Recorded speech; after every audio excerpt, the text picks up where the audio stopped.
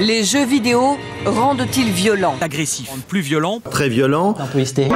Non, les jeux vidéo ne sont pas dangereux.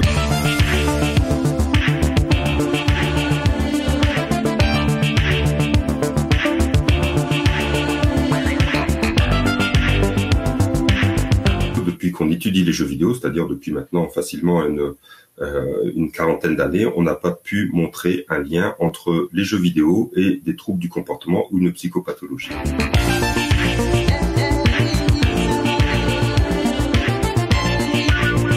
À partir des années 2000, on a eu un changement de cap dans la recherche. On a pu mettre en évidence les éléments positifs qui sont associés aux jeux vidéo. Et ces éléments positifs sont de plusieurs sortes, puisqu'on a pu montrer que la pratique des jeux vidéo était associée à des gains cognitifs, c'est-à-dire un meilleur fonctionnement de la pensée, à des gains émotionnels et affectifs, et puis à des gains sociaux. Typiquement, jouer à un jeu vidéo d'action comme un FPS améliore les capacités de manipulation d'image mentale en 3 dimensions. On a pu montrer aussi que la pratique de jeux vidéo était tout à fait intéressante en termes de prise de décision et de planification.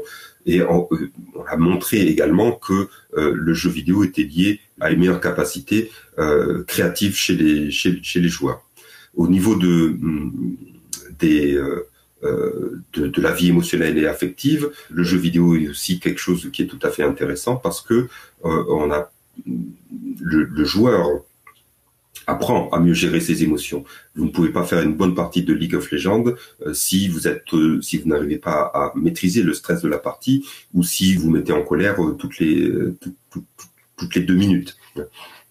Et enfin, on a pu montrer que le jeu vidéo était une très bonne passerelle pour construire des relations sociales, que ce soit à l'intérieur du jeu, quand on joue en ligne, à l'intérieur de guildes ou de clans, il y a des amitiés, des relations sociales qui se construisent, et puis autour du jeu vidéo, puisque les enfants, les adolescents et les adultes parlent de leur partie en dehors du jeu vidéo, et ce faisant, le jeu vidéo devient une matière pour créer ou pour maintenir des liens sociaux avec d'autres personnes. On préfère les simplifications. On préfère lire ou voir à la télé ou sur Internet que les jeux vidéo suscitent des comportements violents, plutôt que de se dire que les comportements violents sont liés à des bases biologiques, à des facteurs sociaux et puis à des facteurs individuels. Les jeux vidéo sont banalement un média qui est aussi nocif que la lecture ou le cinéma. C'est-à-dire que ça n'est pas nocif,